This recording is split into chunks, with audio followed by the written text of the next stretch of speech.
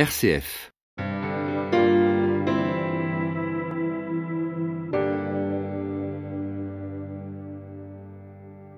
Joseph est volontaire dans une petite communauté qui habite dans un quartier pauvre de Dakar, car il voulait donner plus de sens à sa vie.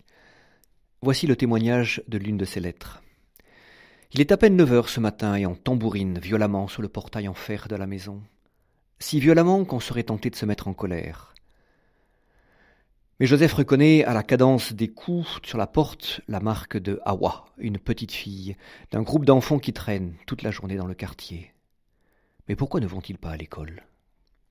Hawa est la plus jeune de la bande, une vraie meneuse, malgré ses 6 ans. Il n'y a qu'à entendre avec quelle force elle tambourine pour espérer être associée à quelque activité, comme balayer les pièces, participer à la cuisine, et surtout jouer avec les bénévoles. Hawa a pris l'étrange habitude avec les bénévoles de leur grimper dessus. Joseph raconte. Elle nous a redéfinis en baobab de substitution, sautant par derrière, s'accrochant aux bras, à la taille, aux épaules, à la tête, aux cheveux, pour se hisser.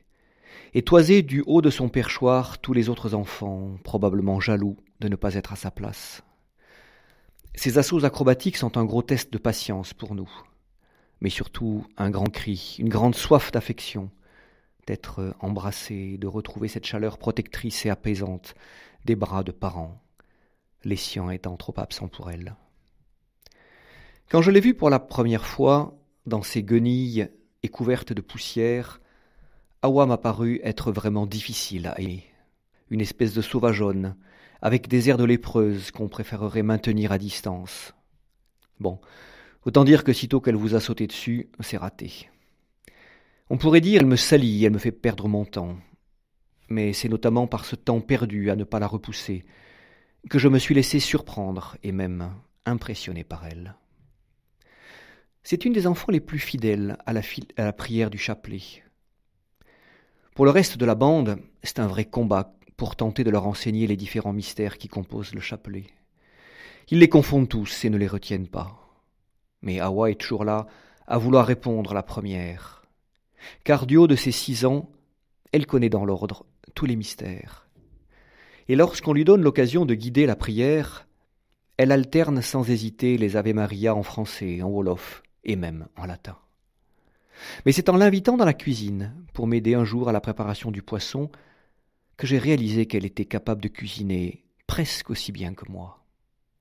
La petite lépreuse, qui ne demandait qu'un peu d'attention, est probablement supérieurement douée. Elle ne cesse de m'étonner dès qu'on lui donne une occasion d'agir. La porte branle toujours sous les coups cadencés de la petite Hawa et de sa bande. Et bien que ce ne soit pas le moment de les accueillir, ce sont paradoxalement des mines amusées qui se dessinent sur nos visages, avant que l'un de nous aille ouvrir, et se fasse acheter l'entrée par des petits sourires ravageurs et des yeux pétillants. Dure négociation. Mais que de merveilles quand on se laisse bousculer par ceux qui n'attirent pas au premier regard.